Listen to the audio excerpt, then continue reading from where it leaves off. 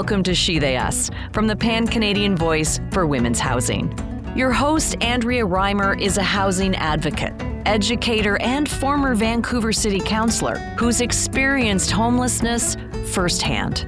Andrea has spent her career at the intersection of power, policy, and courage to catalyze transformative change. And here, she brings that passion to the stories of women and housing across Canada. This is She They Us, a podcast about the women and gender-diverse people living at the front lines of Canada's housing crisis. We need to end poverty. We are matriarchs. We are the life givers. We are the pillars of the community. You can't just go willy-nilly evicting us. I feel like we honor our ancestors when we make an effort to remind a new generation what that path has been. We've gone so far beyond the boundaries of what's humane, and it has to change. There's so many people that are trying to do just that. Our hopes for African Women's Alliance is that housing in Canada becomes truly inclusive, accessible. Home is much more than four walls. It's safety, stability, and a place where I can just be myself without fear, where I can live with dignity.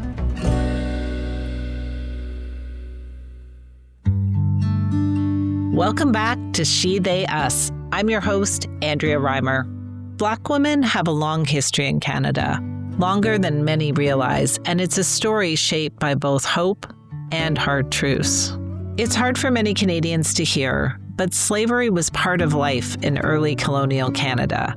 In the 1600s in New France, and later under the expanded territories that came under British rule, both Indigenous and Black people were enslaved. Black women and men were originally brought here through the transatlantic slave trade, and later by white loyalists who brought hundreds of enslaved Black people with them when they resettled in Nova Scotia and New Brunswick after being on the losing side of the American Revolution.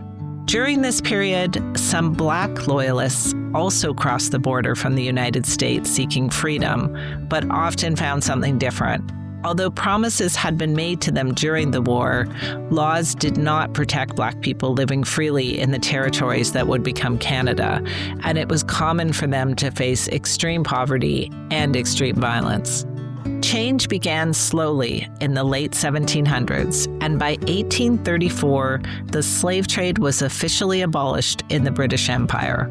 Only then did people start to make their way north through the Underground Railroad, eventually numbering in the tens of thousands, building communities, and for Black women in particular, building safety. Then, in the 1910s, more restrictive immigration policies all but closed the door to non-European immigrants to Canada. After decades of exclusion, a new wave arrived in the 1960s. Families from the Caribbean and Africa who helped shape modern Canada. Each generation came seeking freedom, stability, and belonging. Together, they built the foundation of Black life in Canada, a story still unfolding today.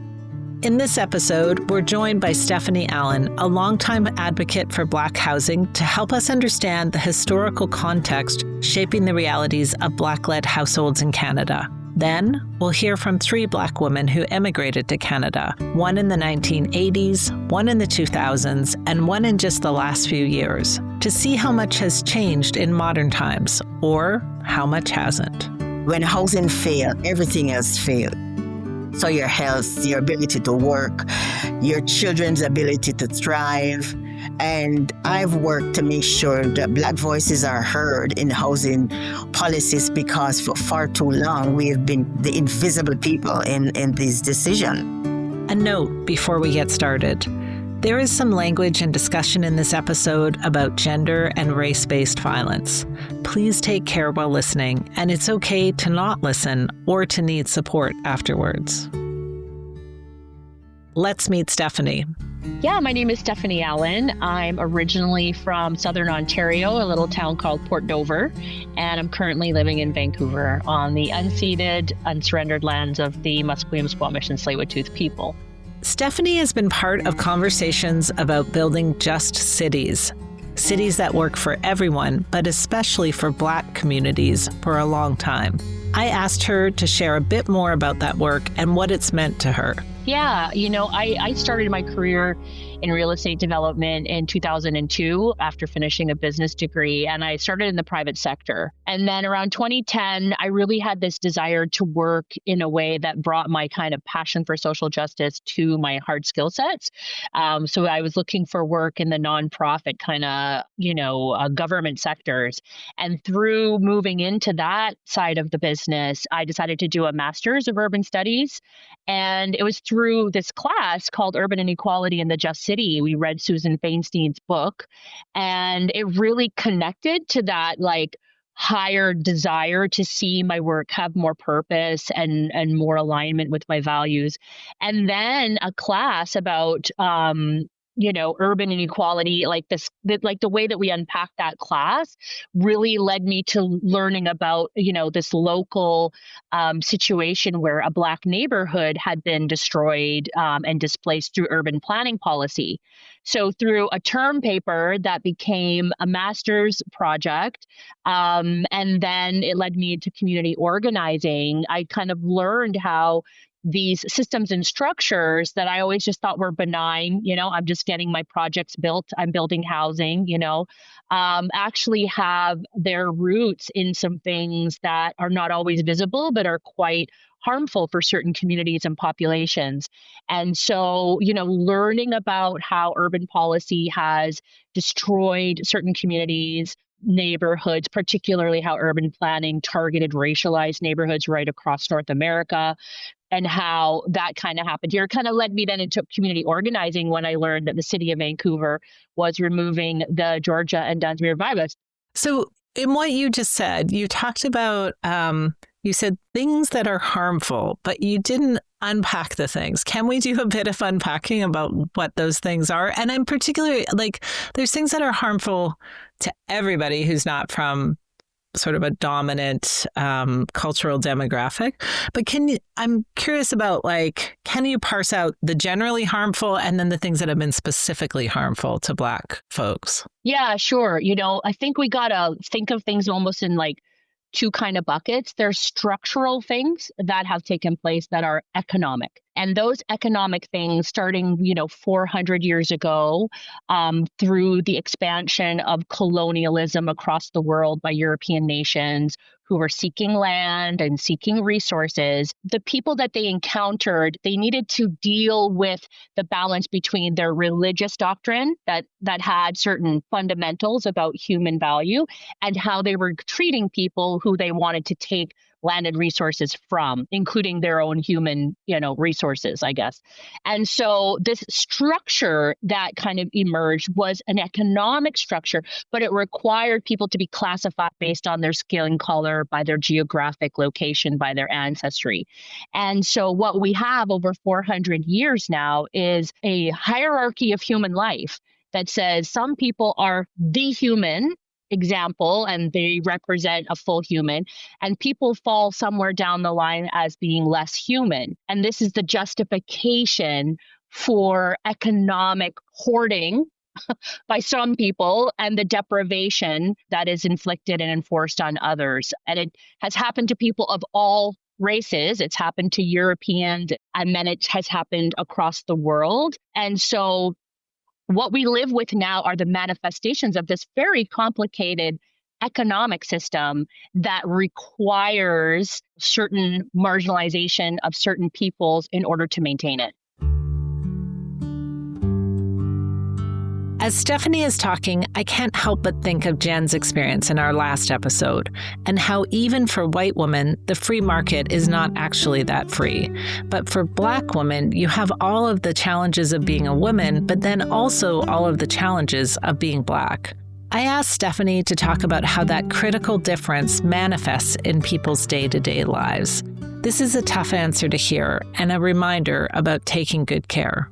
Yeah, I think part of the colonial project that was enforced on everybody was patriarchy, which they practiced for thousands of years before they met other cultures. And that's that degrading and domination of women. And now you add to that the domination of non-white bodies as sources of extraction or elimination. And you kind of have Black women sitting at an intersection of, combining forces where they are both excluded because of their race and excluded because of their gender.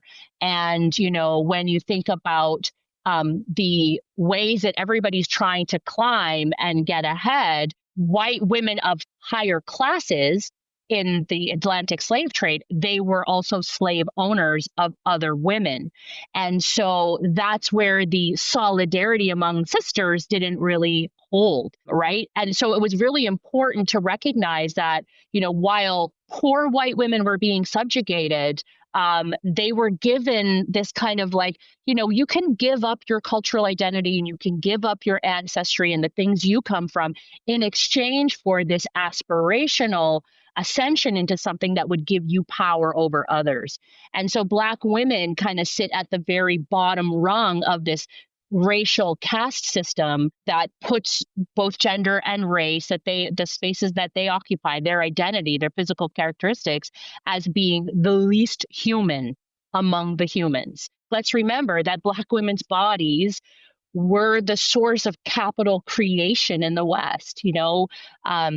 I want to add a warning here, but they're for sexual violence, but they experienced extreme sexual violence in forced impregnation for the purpose of creating more property, because human beings then were the mortgageable interest, right? As opposed to land being the mortgageable interest. Indigenous peoples were, pushed off of their land violently through genocidal means in order to acquire land. But because there was so much of it, the institutions that financed it didn't, see the land as valuable as the humans. So the humans carried the first mortgageable interest. They were property. They could be willed to heirs.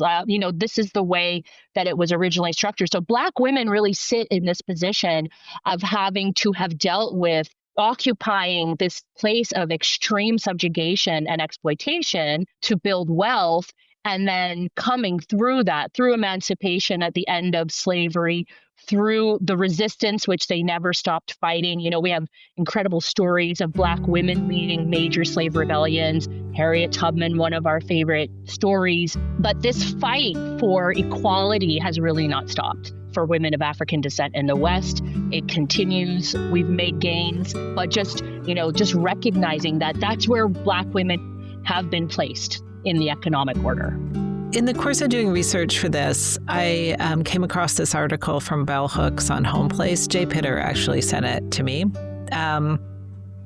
And in what you just said, it lands so clearly, this idea of the home place and as home as a site of resistance and a site of because it's a site of humanization. It's a place where you get to be fully human. So can you talk and help people understand who don't already have an experience of home that way, what the importance of home is for Black women? Yeah, I would say, fundamentally, it's the same importance it has for everyone. It's safety, it's communal care, it's intergenerational linkages to those who came before you. It's a place for play, for education, from sheltering from the prevailing winds that are out beyond those walls, not just the physical winds, but the winds that people face, that they brace from through the systems and structures that they pass through. And I really appreciated you sending that article. I hadn't read it. I've read a good chunk of Bell Hooks, but not this essay. And I love how she talks about houses belonging to women. The people of West Africa, who comprise the majority of the people kidnapped into the slave trade, come from predominantly matriarchal cultures, where royalty was passed through the women, and therefore women had a very strong place in society and major authority. And I think that it's very possible that part of what Belle is describing in this houses belong to women concept that she talks about is, I think, some vestiges of that. While we've lost a lot, there are vestiges we've retained through our ancestry. And I think recognizing how women really do set the tone of the home. They are the disciplinarians, but also how the slave trade has affected family composition in African descent communities in the West, by separating people from their children and their loved ones and their partners and their parents constantly, it has been really hard to hold together, for Black couples to hold together who have had children, the economic pressure, the systemic pressure. So, grandma, and she talks a lot about her grandmother, like grandmothers having this role and the importance of grandmothers and and I even remember you talking about setting up a grandmother's table. I think this was way back when we were talking about some cross-cultural work about that continuity of culture, the continuity of care, someone that is grounded and holding folks together, particularly when you think about the traumas that folks have gone through. And then when she talks about resistance to white supremacist domination by establishing home place, home is also a place where the eyes are not on you from the predominant society that has been controlling people. Even when I look at the sugar estate that my ancestors worked on in Guyana, where my mother's from, they had the little shacks where people made their home. And my mom described to me visiting her grandparents in these shacks where they remained working, even though they had been emancipated from the legal condition of slavery, they were still economically, quite dependent on these circumstances to live. And these were the places where the women, especially when you think of the importance of food and meal preparation and how home is held together by Black women. And it's very true. And I think the health of women, and we've seen this through every study globally, the health of women in their communities is the health of the community. And how home has been such an important part of that when we think of this diaspora that we've become here in the West. We are going to come back to Stephanie, but the point she's made, that the health of women in their communities is the health of the community, is a critical one. And I'd like to bring in some of the other women I interviewed for this episode, starting with Alvinia. Okay, so my name is Alvinia Grace Standiford. I am from the island of Jamaica. I've lived in Vancouver from the late 80s. So I've actually lived in Vancouver longer than I've lived even in Jamaica. So currently I am living in the lower mainland, Vancouver. It's always hard to guess someone's age when you can't see them, but especially hard in Alvinia's case. So for the record, she's in her mid-60s. You've been involved in housing advocacy for quite some time. Can you tell me a bit about the work you've done? Well, in the 80s, I was volunteering with rape crisis centers. I was also working in transition homes, shelters, Elizabeth Fry, Nova Transition House, Vancouver Rape Relief and Women's Shelter. So I've done tremendous work around housing in terms of getting women safe housing and escaping violence and, just housing with families. My advocacy have always been centered on how housing affects health and families and communities. And when housing fails, everything else fails. So your health, your ability to work, your children's ability to thrive. And I've worked to make sure that Black voices are heard in housing policies because for far too long, we have been the invisible people in these decisions. I asked Alvinia if she's faced discrimination in her work. I've lived in Vancouver where I was working at the Rape Crisis Center and get a call to go out and to accompany people to the hospital or the police station. And both in Ontario and in Vancouver, I've had people, I remember back in the day when HIV was rampant, people used to threaten us with your needles. I used to get a lot of threats with needles. Don't come close to me. I'd rather die before I have you work with me or you support me. I go to a hospital, accompany people to the hospital, and I would get the same thing. I've had hot coffee thrown at me for being there to do accompaniment for someone who is in need. They'd rather have nobody than have me because of who I am and the skin I wear, right? I've had jobs where even in the women's organization, I've had jobs that wasn't given to me, but was given me. I got Saturday and Sunday, and the person who got Monday to Friday, when I asked her, say, so if I used to do nursing in Jamaica. I've been at the Rape Crisis Center and other women's center for so long, for years, giving my time voluntarily. Why wouldn't I have gotten this position? And they says, oh, because you don't have enough education. I'm like, okay. Only to find out that the person who got the job only did a 6 months Montessori course. I have way more education than the person did and way more experience.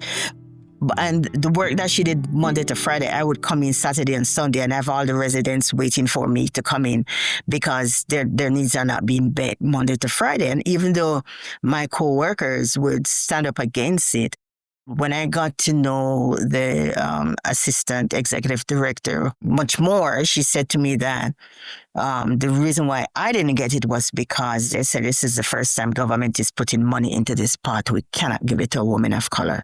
So I was expected to come in and do the work Saturday and Sunday because it wasn't being done Monday to Friday. Like, what am I going to do? Not serve the people while I'm there? You know what I mean? So when I look at it to see back in my days, most of the Black women that came in were women who came in as caregiver. I came in as a caregiver, as a nanny. Most of us came in as caregivers in that time. We didn't have that much Black women coming in to go to universities and stuff like that.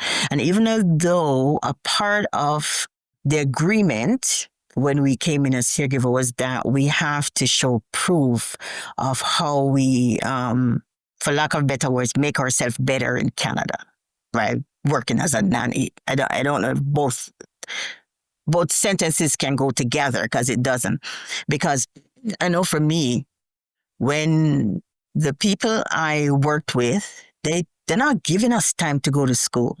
And what can we go to school to do at night? Like, in terms of getting a career. I remember when I didn't have to work as a nanny anymore, which they tell us, when they were recruiting us here, they say you work for 2 years, you apply for landed, and then you can bring your family in. That was a lie from the pit of hell because that wasn't so. They didn't tell us that we'd have to wait up to 10 years to get landed permit. And what do you do within that time? And then when you get out of that work, who is going to hire you, even if you had education, when you work for the last 5 to 7 years as a nanny? Like, who's going to give you a job? This point about coming in as a caregiver is an important one and a thread that will run through this episode, but we're going to leave that for now. Alvinia has an organization called Harambe. I asked her to tell me about that.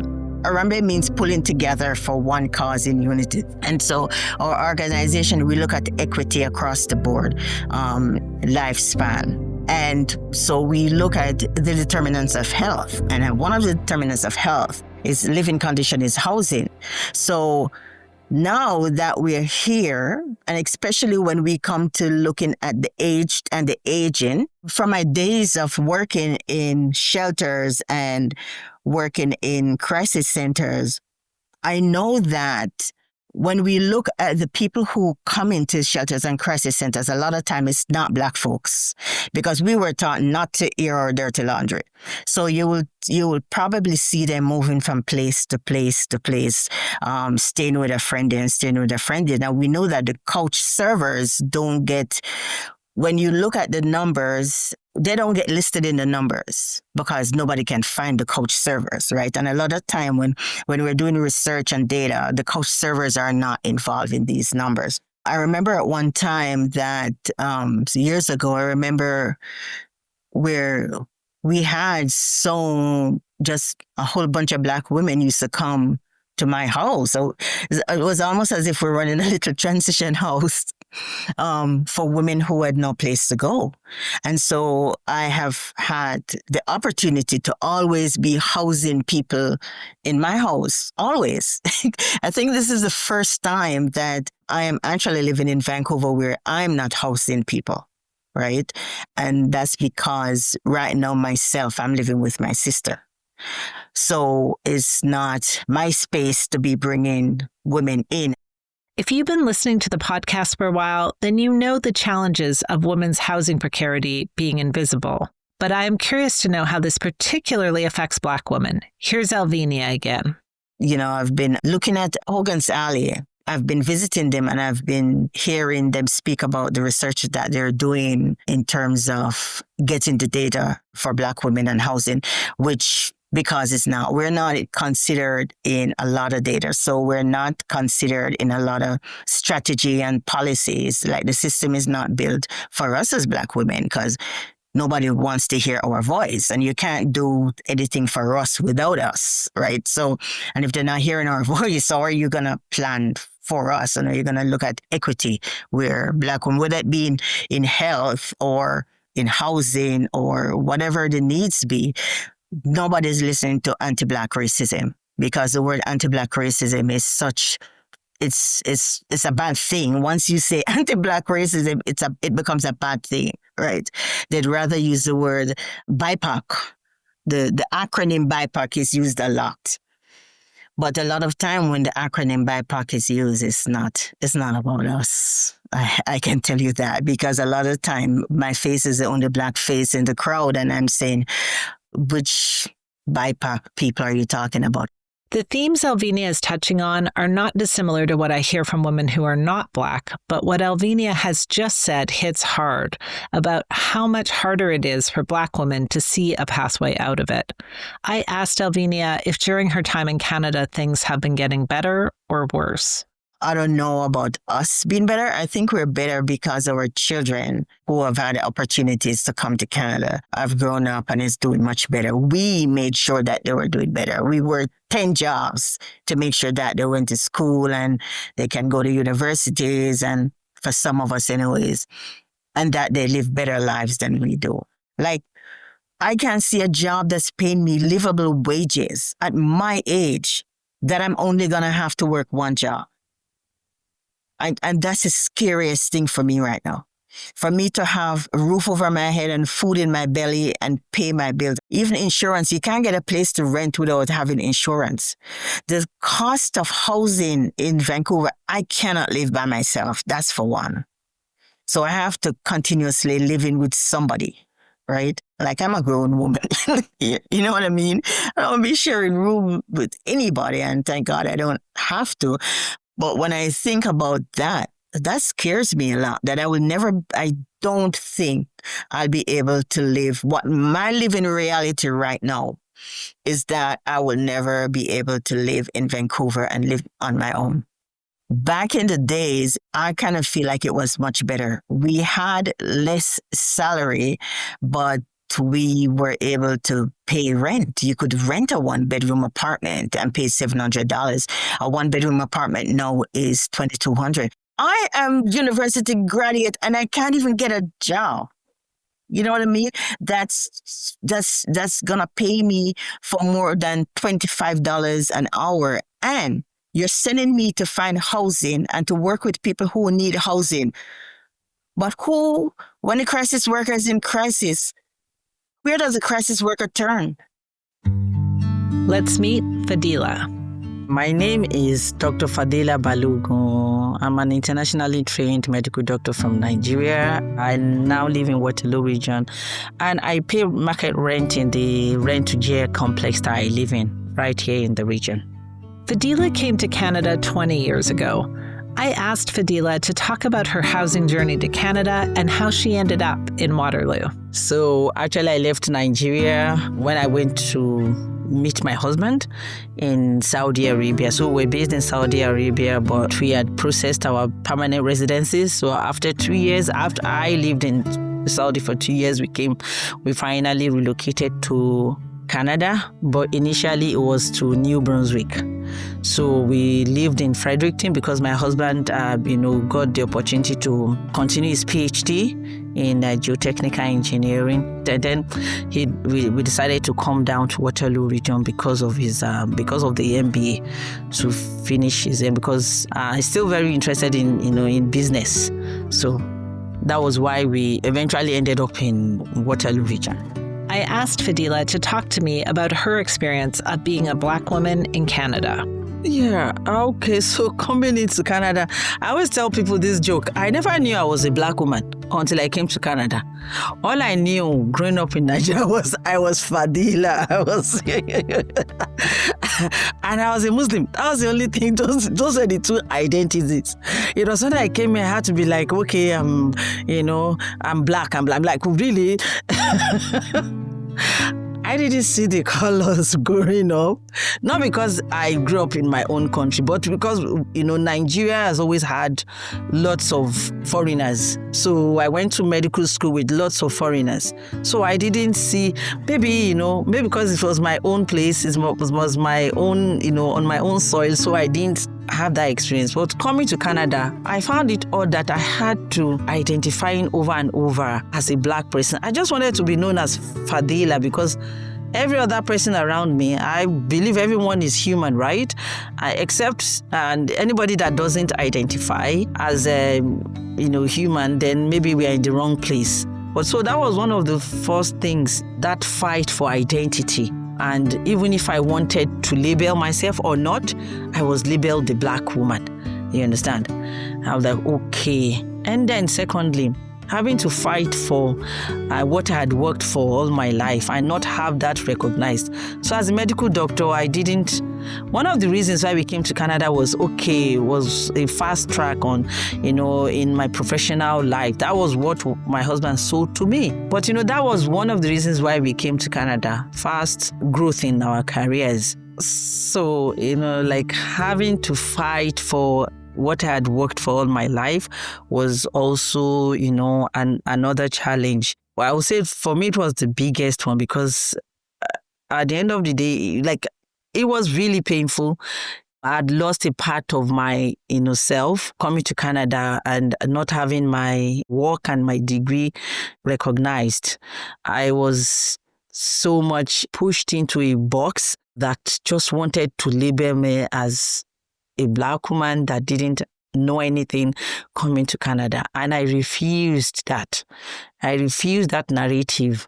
And even I told people, even if I wasn't working as a doctor, I was not going to accept that narrative that I didn't bring anything, worthy into Canada. I came here as a professional and I with my family, and I was just going to look for the best way to use my skills, my knowledge, and my experience. And that was how I found myself in community work. For reference, at the time I recorded this interview, millions of Canadians lacked access to a family doctor, and Health Canada recently released a study that estimated we need approximately 23,000 more doctors in Canada to meet the need. Just like the market isn't free for some women, it turns out that supply and demand is not the only thing governing the job market. I asked Fadila to tell me about her community work. So when I came to Canada and faced my own challenges and wondering how I could, so one of the ways I found myself again was helping my community with those skills that I had. And one of it was language, having English as, one of the languages or the language I actually studied throughout my life, and English is the Nigerian official language, right? So having that and seeing when I started, going into the community, learning about, really the region of Waterloo and learning the Canadian ways of doing things. I knew that was important because when you get to a place, you get to any place for one to thrive, one has to learn the ways of doing things in any setting you find yourself.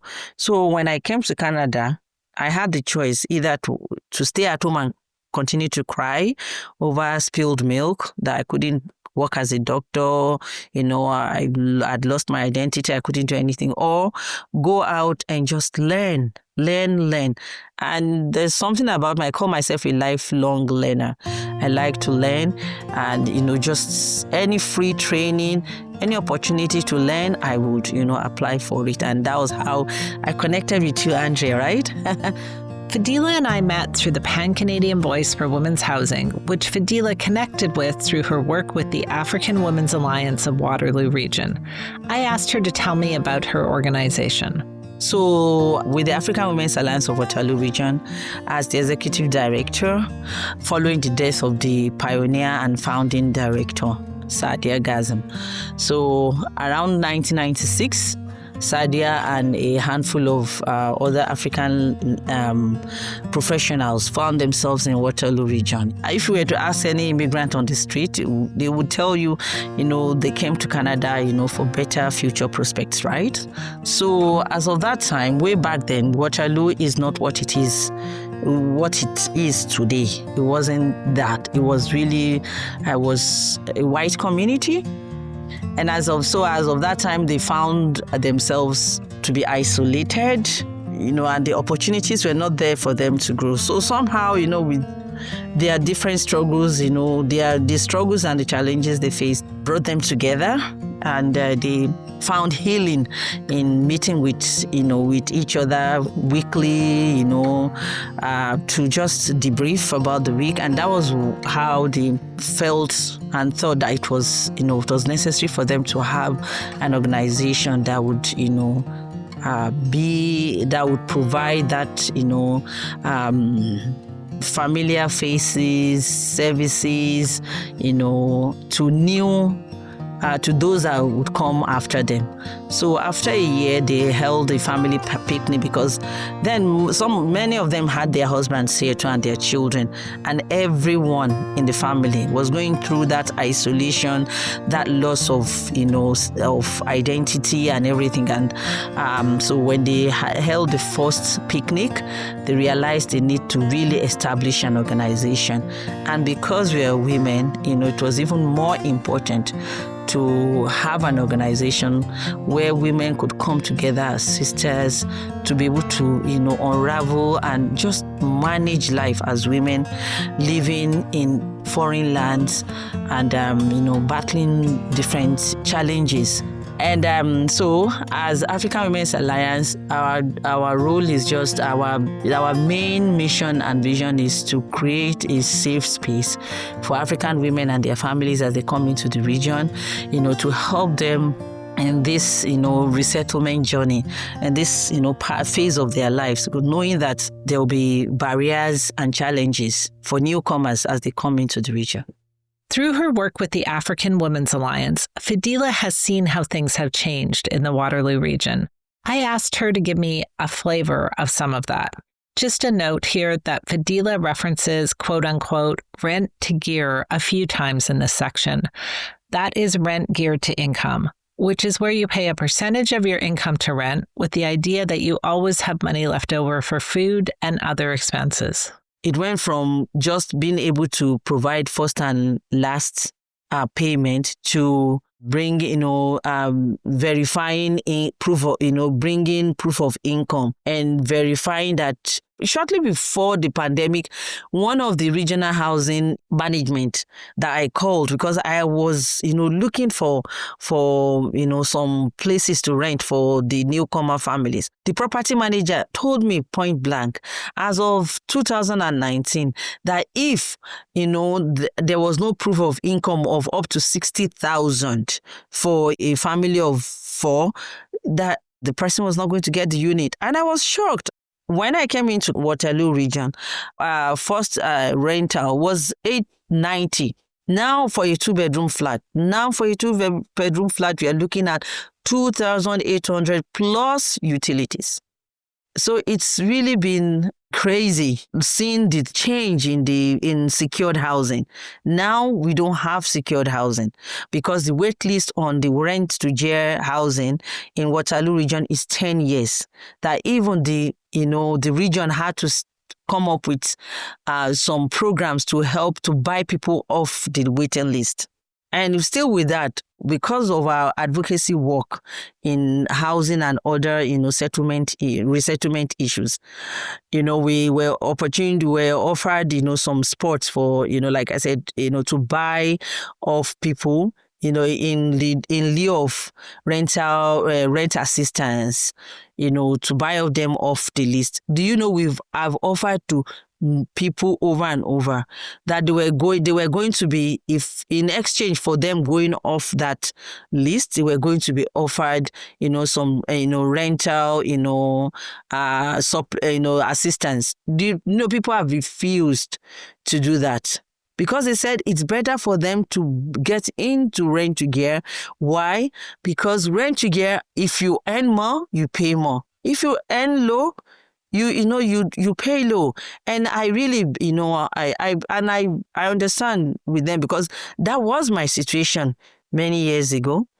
We didn't, when we moved into this unit, my husband didn't have stable job because he wasn't working as a professional then, as his profession as an engineer then. He wasn't working, then, because he couldn't get it, that job for a very long time. So it was all these temporary agencies. So, and with temporary agencies, you are never guaranteed a steady income. So with that, at times you would get some hour, the hours were not guaranteed. And that, being in a rent-to-gear housing really helped, stabilize us at that time. I can't imagine, if, our situation, fast forwarding that situation into today's market, rental market scenario, it will be disaster. I think, it will be disaster. One thing, I believe, I identify as a Muslim. So everything I say, I believe it's, my God, right? I know that one of the ways that God helped me, when we're facing our most difficult challenges, was having that secured housing. Knowing that if we earned more, we paid more. And if we didn't even earn anything, we had, that base amount. And, we had base amount that we could, easily afford to pay. So that helped us. That gave us stability. It gave us identity. A place to, come back, reset, and, look for, other opportunities. And I think that is one thing that is missing now for many new immigrants in the Waterloo region and across Canada. These circumstances sound hard for households led by men. I asked Fadila if the African Women's Alliance works with any single moms. Just, in preparation for my interview, I really wanted my team member to chip in.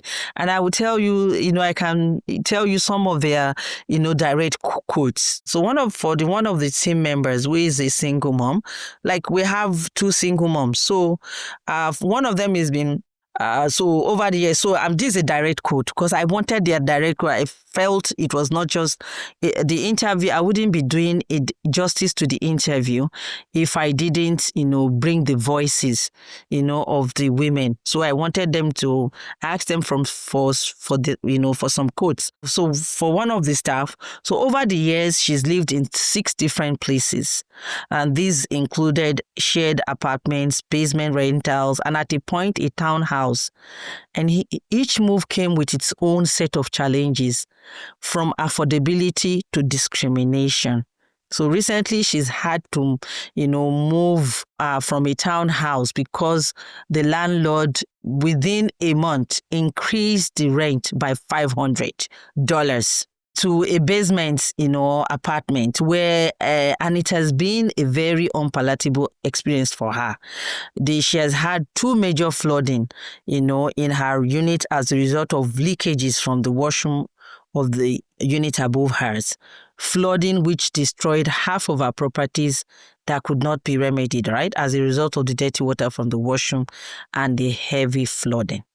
So another one says, for her as a single mom too, so for her, housing too hasn't been just about, just a shelter. It has been about, stability, dignity, and opportunity for her and her young son in Canada here.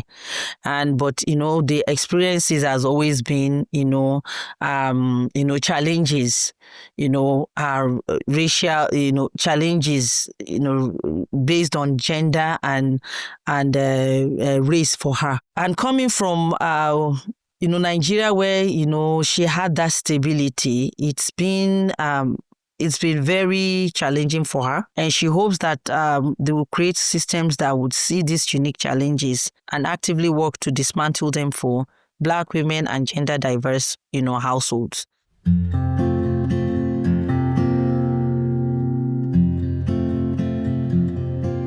If it's hard to be a household led by a Black woman in Canada, it's really hard to be a household led by two Black women. Let's meet Dara.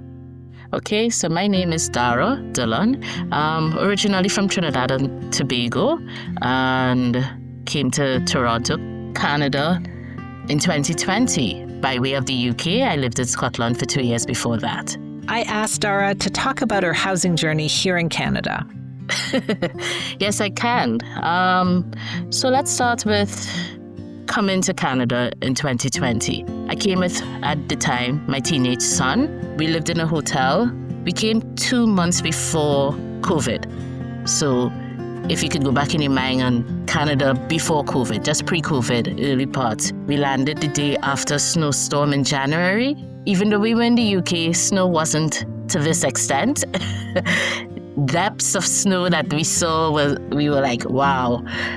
So we stayed in a hotel for 3 months, and then because I was assigned to York University to both do research and to go to school, I got housing there with them the day or just a week before COVID, because I remember going to Walmart and then after not being able to go anywhere, complete lockdown. So that was fine, stayed there for 2 years. By then, my partner moved to Canada. They were living in Europe at the time. Their contract ended and they came to Canada.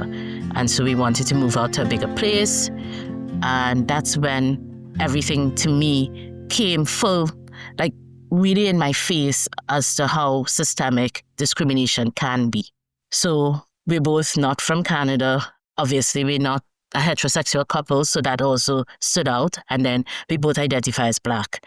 And we've had investigations done when we applied to rent. Someone called my then employer and proceeded to ask a lot of personal questions about me to that person. They did not believe that I was working for that type of money. They did not believe I was working there. And so they felt that we didn't deserve to have a townhouse in Pickering to rent. That happened a lot, especially when we dealt with private landlords. We have not been able to purchase her property. We don't actually get anything from the banks or any financial institutions. We are scrutinized, questioned, investigated on every time. Every single time. And so after 8 months of looking, we were just driving and we saw this sign and we got in. And it's a development.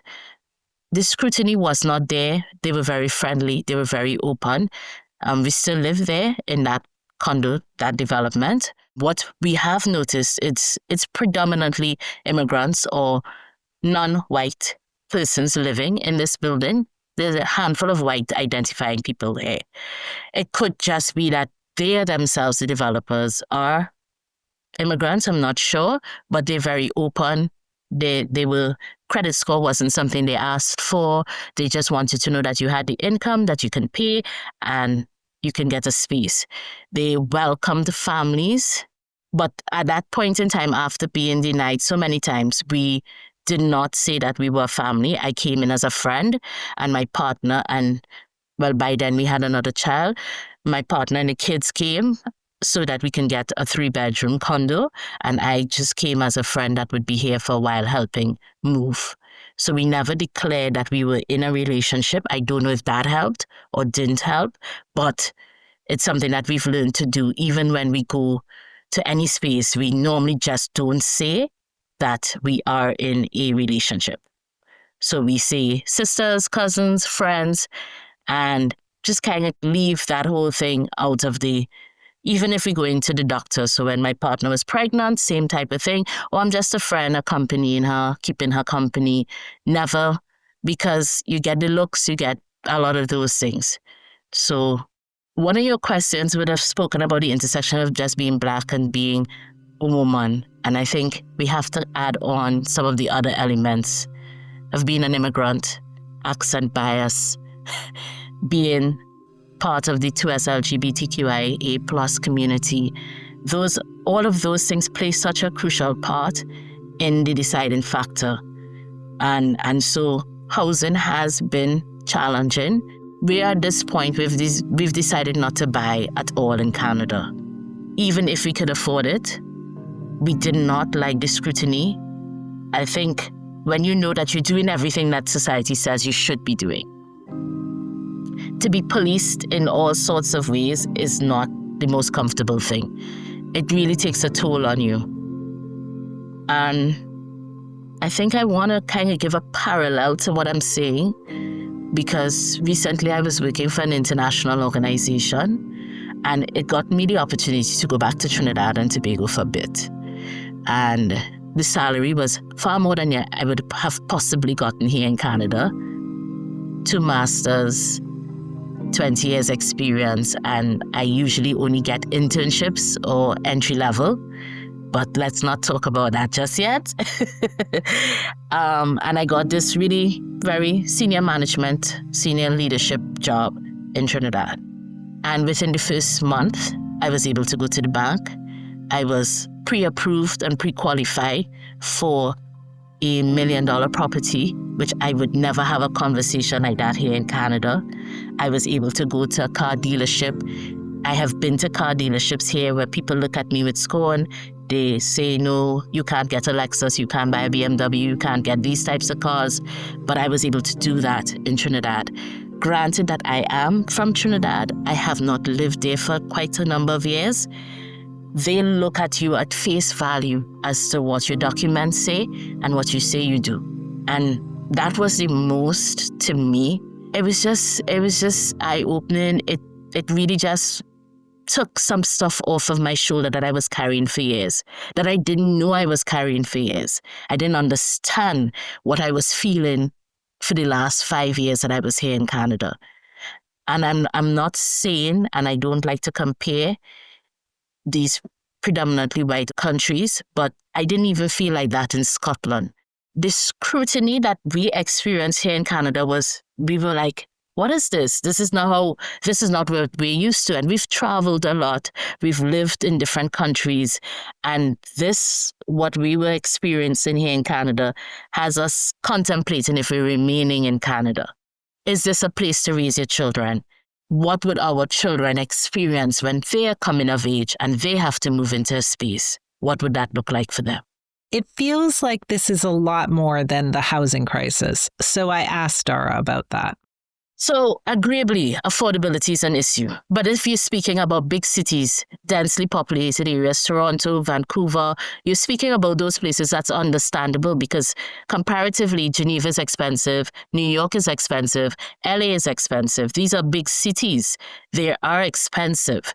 So, affordability is a discussion, yes. And I agree that should be on the table. But that is not the primary problem. The problem is the bias and the systemic discrimination that is embedded in how you get a place, in where you get to live, where people determine that you don't suit the look of their condo.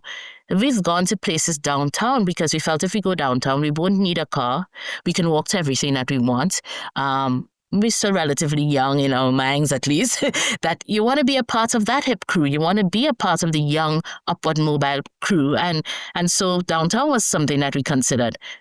The price point is high. At that time, it would have been maybe $4,000 a month. You get 2+1, which is never a 3-bedroom per se. So that's one of the things. It's tight. The spaces are tight.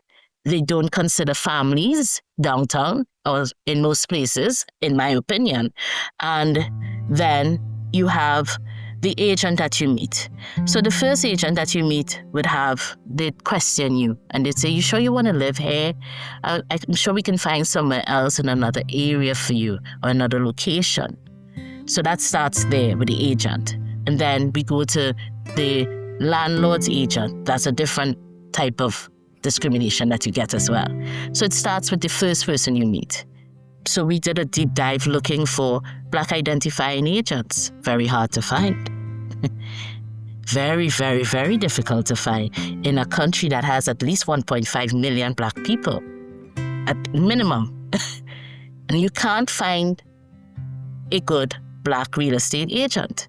There's no directory for you to look at. There's nothing. So we ended up on Facebook group for Renting While Black. There's a Facebook group. Maybe about 3,000 or 4,000 people there now.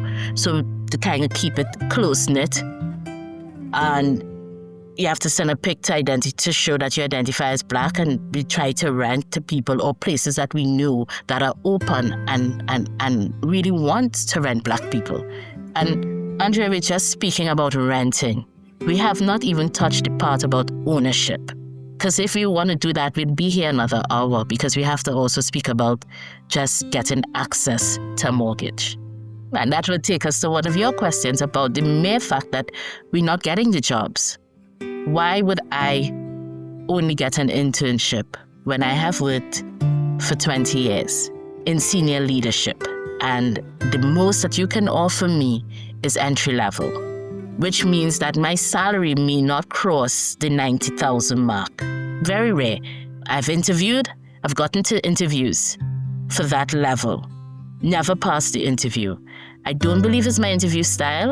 The last question I had posed to me in the interview I had last month was, would I be comfortable not being a leader after having leadership roles before? But at this stage, I think as a parent, first and foremost, I just want a salary, a fixed income, so that we can make some plans and we can do some stuff. So I said, yeah, I'm okay with it. I just want to work at this point in time. I have resigned myself to understanding that middle management, lower level management would be as far as I could get in Canada. And if not, do what I have done, which is open my own business, which is the next best thing. Originally, I contacted Dara about the economic situation of Black women in Canada. After researching her, I realized she's kind of an expert in everything. I asked her to talk a bit about her educational background and work experience. It's pretty mind-blowing. Okay, so in the early parts of my career, it was all private sector.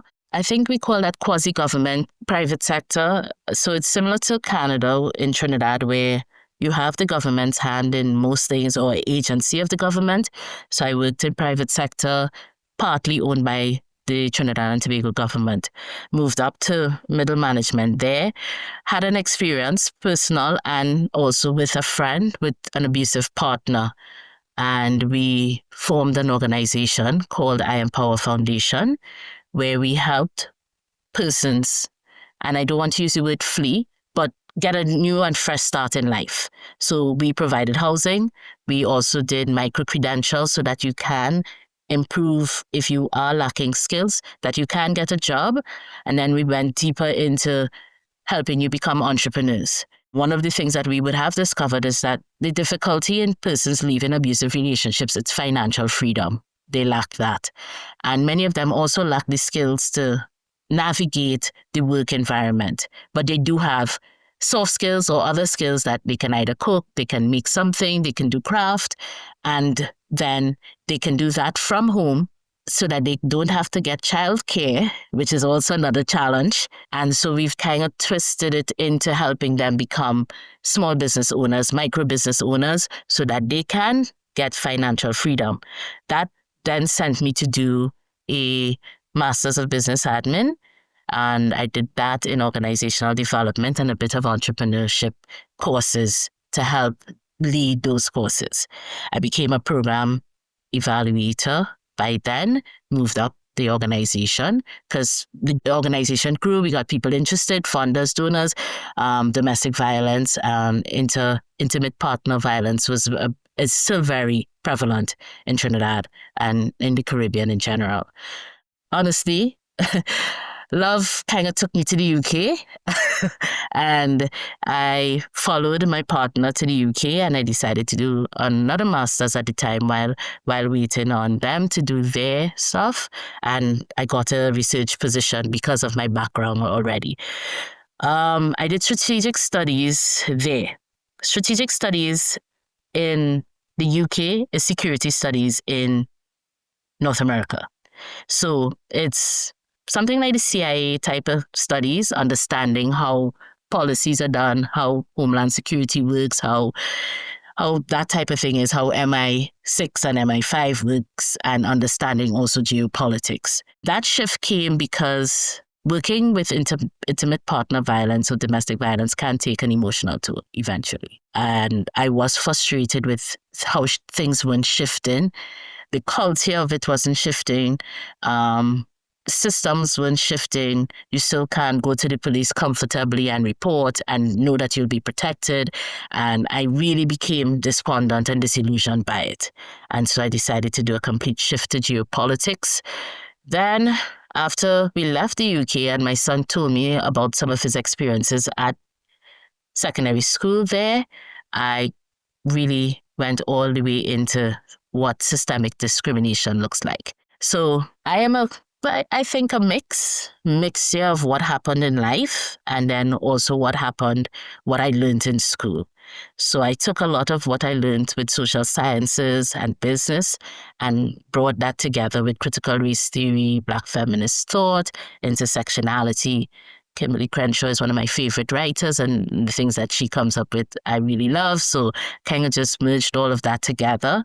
And I took, as a parent, what my son would have experienced, the bullying, the everything that he went through, that he didn't tell me while we were in Scotland, because he felt it more than I did. I took that and that kind of just built on that from there. To work in Canada, Andrea, and anybody else who knows, you need to have either Canadian education or Canadian experience, no matter where you come from, no matter what you have in your hand. And so while I'm at York University, I dabbled with urban studies. And I know you want to ask, why urban studies? At the time, I didn't know why. I just felt it sounded like this has something to do with everything, a little bit of everything. There's a bit of urban health in it, public health. There's a little bit of housing in it. There's a little bit of sociology and how humans interact with each other. There was so much of everything. There's a bit of geography in it. And I felt, oh, this sounds good. It's the best course I ever did. I met one of the most, I think, prolific lecturers, Teresa Aberuzzi, Professor Teresa. She was perfect. She understood the assignment of teaching, and she was passionate about what she was teaching. And she encouraged you to learn, to grow, and to be the best that you can be. And from the jump, I started writing, which is what I did all the time. And I wrote a paper on how endemic systemic racism or anti-Black racism is in liberal democracies. And I used Canada, and I looked at the education system, I looked at the housing, and I looked at the workforce. And that paper got some awards and publishing, and I grew from there. I connected with another lecturer, and she wanted to write on homelessness and the unhoused and criminalizing homelessness, and wrote on that. So I got published again with her, and that's how it grew. It grew from there, understanding that this is not something that we can pound the pavement about. This is deeper. The policies, the way they're written. And when I say language, I don't mean that it's in English. I mean how convoluted the language is. If you have a high school diploma, it's highly unlikely that you can read an IRCC paper or a form and understand what they're asking. I have to stop and think 3 times before I answer yes or no. I don't know if it's intentional that it needs to be this confusing for anyone, but it's difficult. Then we could talk about the different societies or agencies you need to join to prove that you're an engineer or a doctor or a lawyer or even an environmentalist. It's just a lot. It's a lot of layers, and I think it's done so intentionally so you could never get out of it. You're just going to just be here trying swimming upstream and never, ever get into the end. Do we know anything about differentiation and experience in Canada, or is it just being Black? Because anti-Black racism, as you pointed to, is a pretty deeply embedded thing. I don't think that, arguably I'd say that I don't think other groups understand there's a difference. Within the Black community, we know there's a difference. We're aware of the difference. And some of the differences would be in Canada, primarily. The Caribbean, or Black people from the Caribbean have been here longer. So they're more established. We're more part of the fabric of the society than even those that came from the African continent. We've been here way longer. We came as domestics before. We're established. We have a lot more that are citizens primarily and born and bred in Canada. So I think we're a bigger part of the community or the fabric of the community.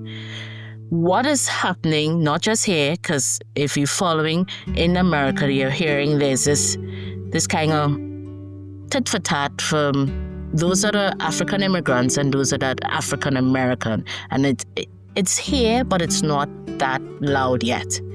So the difference is those that come from the continent, in my opinion, are a lot more educated on paper.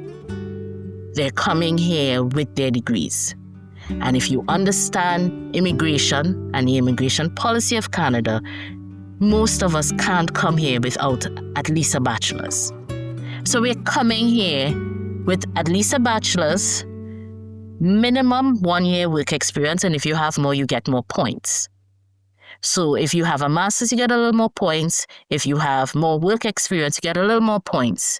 So you get these points that allow you to now become a permanent resident of Canada. And you're entering here on the premise that I'm qualified, I have earned my space here, and if we work the way that liberal democracies work and we deal on merit alone, I am to get the type of job that I am qualified for.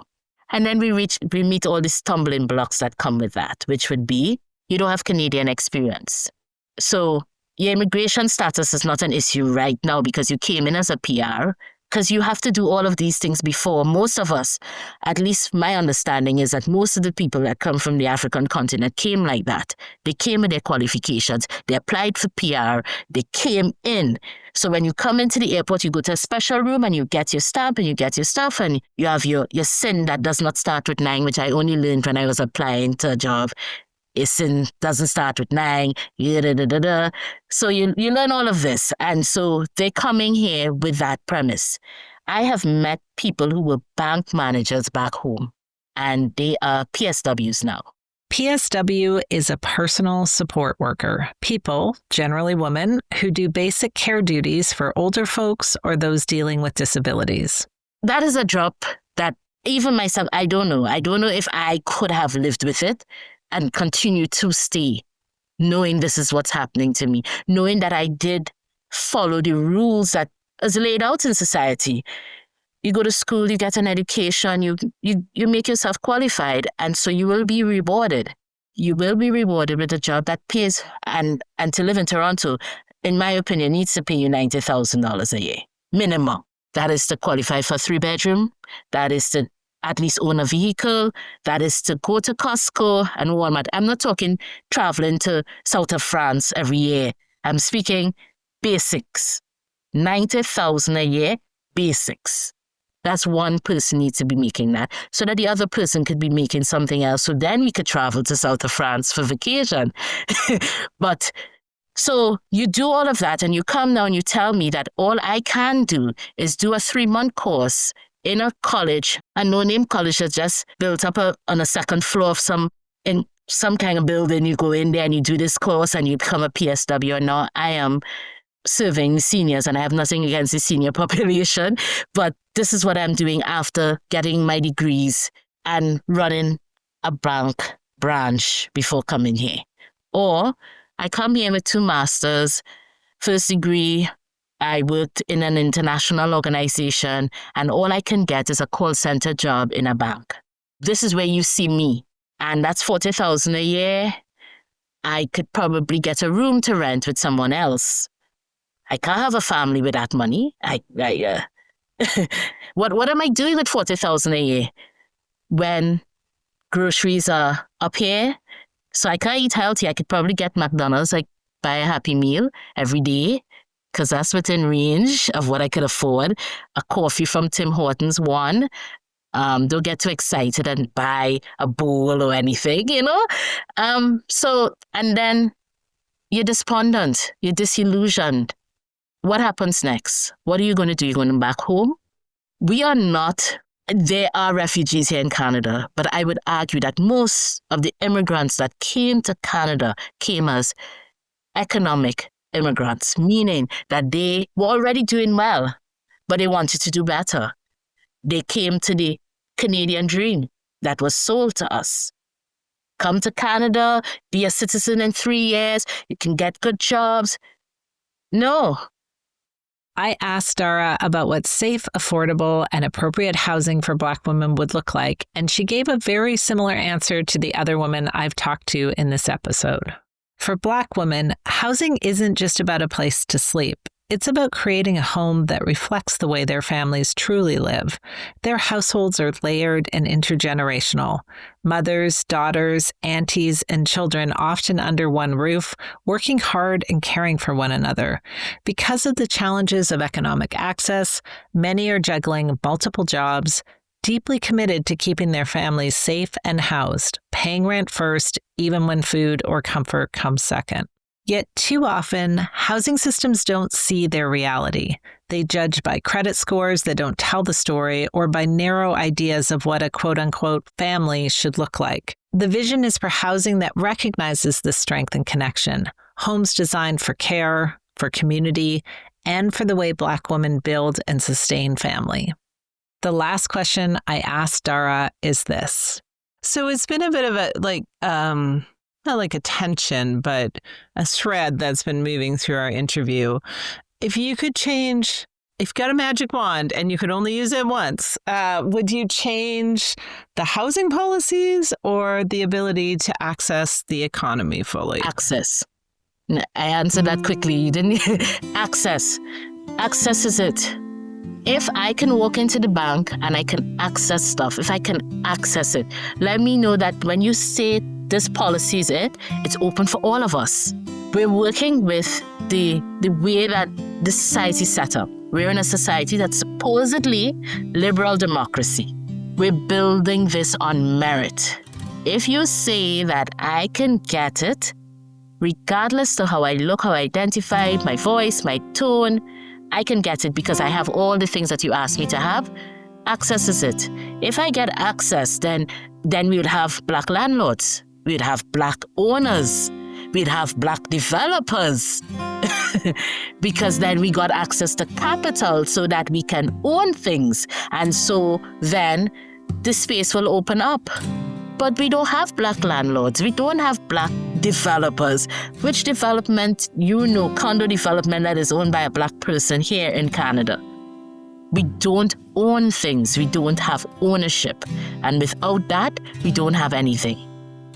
We're going to close out this episode where we started, with Stephanie Allen. On top of all the barriers Black women face, there are very few elected to political office locally, provincially, or federally. This is not surprising, as political power tends to favor those with economic power. But it creates the brutal situation where Black women end up depending on those who benefited more than most from the uneven playing field in the current economic system to act on their behalf to change it.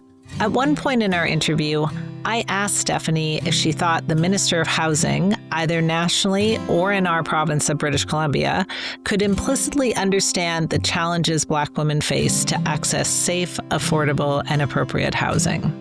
Yeah. And I shouldn't say no so quickly. I mean, they might relate because I think we're learning more about how trauma shows up in individuals and collectives. Like, we're learning more about that. And I think that's really important. But to deal with just the structural, and I haven't had the chance to talk to them since they moved into their new roles. But one thing that I would say, and I maybe have said to them in the past is, it takes courage to look at the system we have right now and speak truthfully about what is causing it and how to address it. And the reason it takes courage is that the people that are in the most powerful positions in our society are content to let things go the way things are going. And the social safety net, such that it may have been, is tearing apart, and more human life is falling through into circumstances and conditionings that bring great suffering, that impact us as a society. If people have to survive, because they're deprived of the basics of life, that survival is going to result in them doing things that we don't want to see in our communities. We say we want safe communities. And so I would really invite them to consider the courage that it's going to take to be truthful about what the financial pressures are on housing and how that is kind of gobbling up the social fabric that we need to survive and to maintain ourselves as a culture, and that it's going to take extreme courage in policy to recognize these root causes and put limits on it. It needs limits. You know what I mean? We can debate capitalism and socialism for infinity, I'm sure, but essentially we can't have systems that produce these outputs. And if we want to see human beings be given the human rights that they deserve, and the National Housing Strategy said that housing is a human right, then I would tell them that they are going to need a significant amount of courage, and that it's going to take practicing courage every day in small ways, in little decisions in their lives across the spectrum, in order to stand and look at this thing and encourage the leadership that they're a part of to put the guardrails on, put the limits on, invest where investment is necessary, take the approach that every human deserves a place to live that brings them some modicum of experience of love and joy and safety. And that means there's going to be some people that are very powerful, that have many billions of dollars, that have to be encouraged to share and do their part of giving back to the systems that they have extracted so much from. And I know that that's not easy. And I know that that's the political challenge of our time, is how do you go up against the very people that are your donors and are the ones funding your political campaign so that you can be reelected and stay in power. But it's going to take something very different with the headwinds we're flying into. And I just would hope that they would, and I like both of them. I've met them, and obviously in the times that they've served here in Vancouver, I think they're really people that have heart. Not everybody has heart that we met, Andrea, in this work. Some of them have decided to shrink their heart and not use it in their work. But I would really encourage them to continue to exercise that space in their lives. Deep gratitude to all my guests today, Stephanie, Alvinia, Fadila, and Dara. It's one thing to live day to day with discrimination. It's a whole lot more work to name the barriers you face and consciously confront them. I hope you'll honor their effort by sharing this episode with someone who needs to hear them. Give us a follow on whatever social media platform you use, and of course tag at Voice4 housing on social media. Let's amplify the voices of Black women and advocate for equitable housing and economic access for all. Next episode, we'll be carrying on this historical journey for women in housing, talking to women whose ancestors came to Canada from Asia via a variety of journeys. Join us. To close today's episode, I want to thank the women and gender diverse people across the country who had the vision to create the Pan-Canadian Voice for Women's Housing and the tenacity to keep it going. Because of you, we can imagine a future without the violence, poverty, and housing insecurity that so many have endured. I want to share a few resources and a call to action. If you're a woman or gender diverse person who's experienced housing insecurity but feel unsure about sharing your story, the Pan-Canadian Voice for Women's Housing can help. We offer training programs to support and amplify your voice. Learn more and sign up at pcvwh.ca/training. Your story is one of the most powerful tools we have to drive change.